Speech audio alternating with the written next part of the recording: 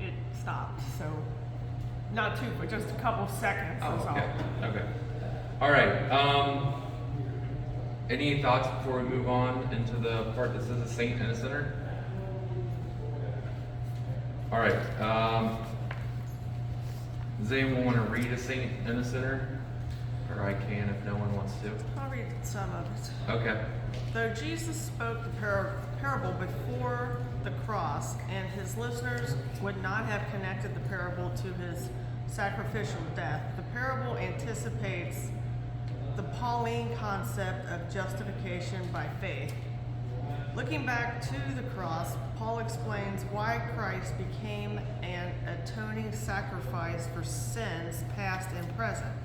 He did it to demonstrate his righteousness at the present time, so as to be just and the one who justifies those who have faith in Jesus. Romans 3:26. The Pharisees foolishly trusted in his own goodness. The tax collector recognized he was a sinner and trusted God. As one commentator has aptly stated, before God, the tax collector was acquitted. The Pharisee was not. The one went home a saint, the other a sinner. It is impossible to overstate the importance of humility in both the Old and New Testaments. The writers commend the humble and warn the proud. In Psalm 18:27, David sang, "You save the humble, but bring low those whose eyes are haughty." Isaiah says that Isaiah says that God honors the humble. These are the ones I look on with favor.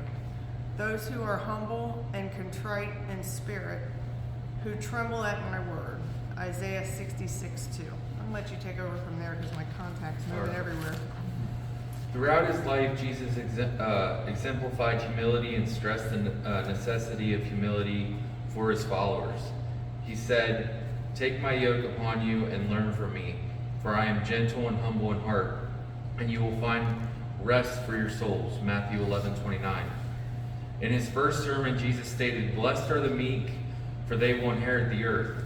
Matthew 5:5. See also Psalm 37:11. Jesus anticipates when the Lord will rule over the whole earth and promised the humble will rule with him. As he did in this parable, Jesus turned the conventional way of thinking about honor and shame upside down in the parable of the wedding banquet. He taught that those who exalt themselves will be humbled, and those who are humbled will be exalted. Luke 14:7-11. Paul taught that humility was the key to unity. Be completely humble and gentle.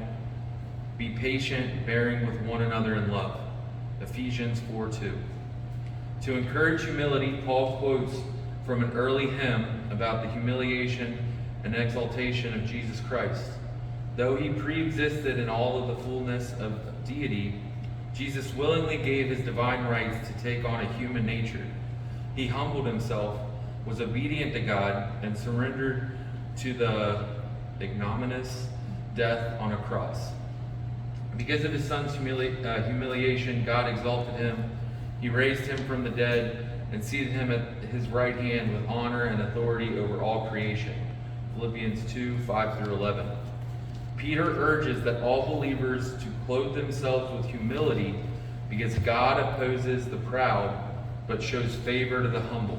1 Peter 5:5. Also Proverbs 3:34 and James 4:6. A popular adage captures the necessity of humility. The gate of heaven is so low, no one can enter it except on his knees.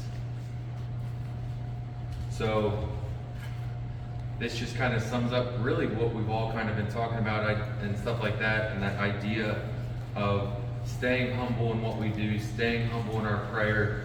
Again, this parable is kind of specifically dealing with that prayer and how we talk to God.